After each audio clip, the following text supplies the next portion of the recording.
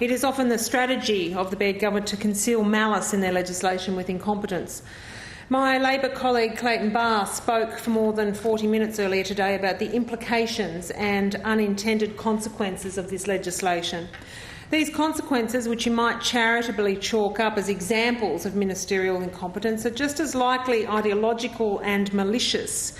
And from this government we must be very careful to know the difference. In the first place, this bill represents a complete upheaval of the Crown lands management arrangements in this state, and there has been no explanation why this is necessary or beneficial. This government describes any environmental protection as red tape.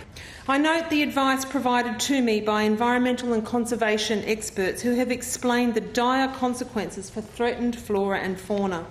Of particular concern is the fate of travelling stock routes, which are a network of land parcels that are sited on Crown land throughout New South Wales.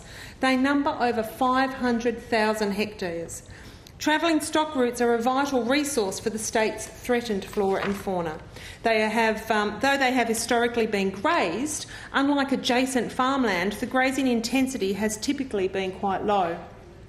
Furthermore, clearing within travelling stock routes has been limited, and this has allowed for not just the formation of abundant tree hollows, but a build-up of coarse woody ground debris and the opportunity for natural canopy regeneration to occur.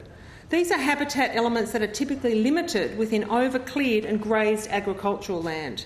This complexity of microhabitats within the vegetation results in multiple niches being created, which support invertebrates and natural vegetation regeneration, which in turn supports faunal groups like reptiles, woodland birds and microbats. Travelling stock routes range in width from tens of metres to whole kilometres, providing vital landscape-scaled biodiversity links. Mr Speaker, threatened and migratory fauna species use them as corridors which link larger islands of habitat in national parks and state forests, and they provide good habitat for a variety of threatened flora.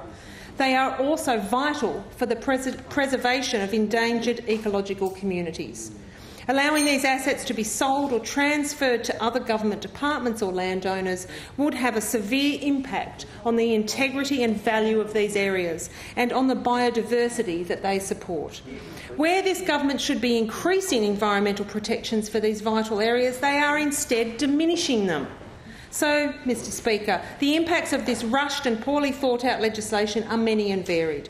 I don't think the government has actually sat down and thought this stuff through. Labor will be moving amendments to this legislation to fix its failings and shortcomings, but it is absurd that the government has established a habit now of bringing bad legislation to this place and then asking us to fix it for them. It's a very poor way to govern, and if they lack the skill or the passion for it, they should just hand over to us now and get out of the way.